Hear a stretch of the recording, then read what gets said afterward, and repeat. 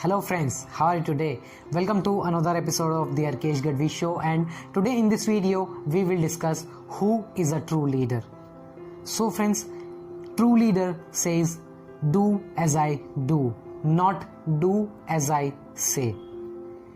True leader creates more leaders, not followers. True leader says let's do together.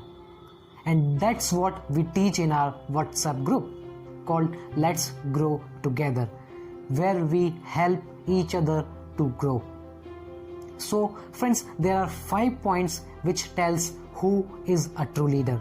So the first point is true leader bring out potential of their employees and their team. Number 2, they thank their team for their work. Number 3, true leader encourages them to achieve their goal. Number 4, true leader don't take credit. Number 5, true leader don't say why me, they say try me.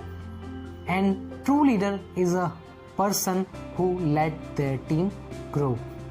So friends, these are the characteristics of a true leader. So if you like this video, don't forget to like, comment and share with your friends. And if you are new at channel, don't forget to subscribe and press the bell icon. See you in next video. Thank you.